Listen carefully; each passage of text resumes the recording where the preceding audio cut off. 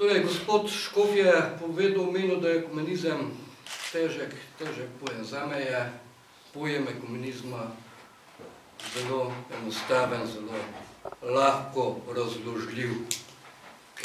Razložljiv, seveda, če ga hočemo sprejeti tudi lahko. Ekumenizem je področje delovanja in življenja krščanske cerkve, katerega cilj je pa medsebojno razumevanje prek konfesionalnih meja.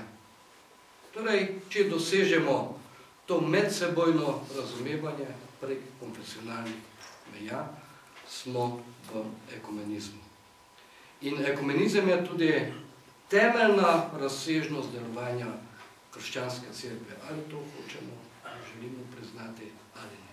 Torej, kot je bilo že rečeno, ne gre za neke vrste unioniranost, ampak gre za enakost v različnosti. Kajti vsi mi trije tukaj, torej kot predstavniki treh, torej največjih krščanskih cerkva, imamo ta temelj.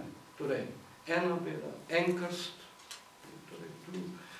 Vendar je treba preseči, torej, med nami, preseči torej, te razlike v tem, da torej, nimamo pravice, torej, da nekomu zaradi njegove pripadnosti, zaradi načina izražanja njegove vere oziroma zaradi njegove poti oziroma smeri njegove vere, kako on vero razume, preprečujemo, da na tak način veruje oziroma to vero izraža. Torej, nobena krščanska cerkev, ki prepozna te temelje, torej na podlagi Svetega pisma, torej Božje besede in krsta, nima pravice, da bi drugi cerkvi jemala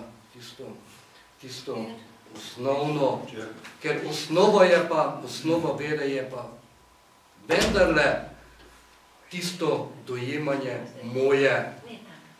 moje rešitve, mojega odrešenja, torej mojega odnosa do Boga.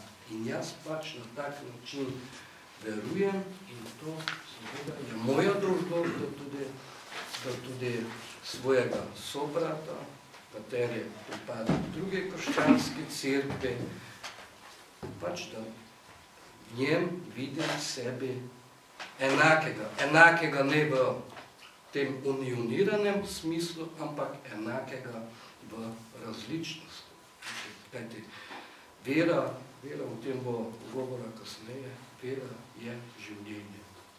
Torej, brez življenja vere ni, oziroma nismo na pravi poti.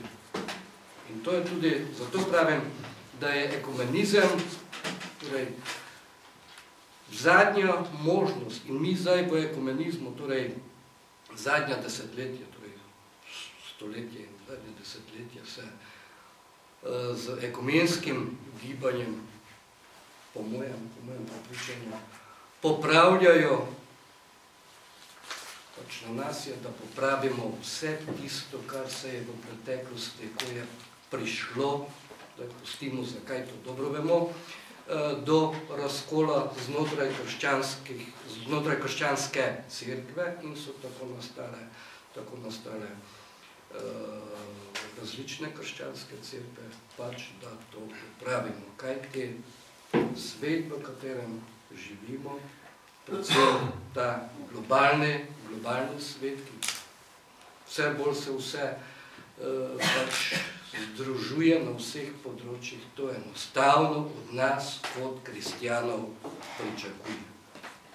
In tu imamo tudi mi kot kristjani enostavno zavezo do našega krščanstva, torej, če naše krščanstvo jemljemo resno, da v tej smeri tudi delujemo in seveda našim otrokom, vsem našim otrokom, pred njimi je ta negotova prihodnost. To tudi pričamo. Pričamo za svojim življenjem, svojim načinom mišljenja oziroma verovanja.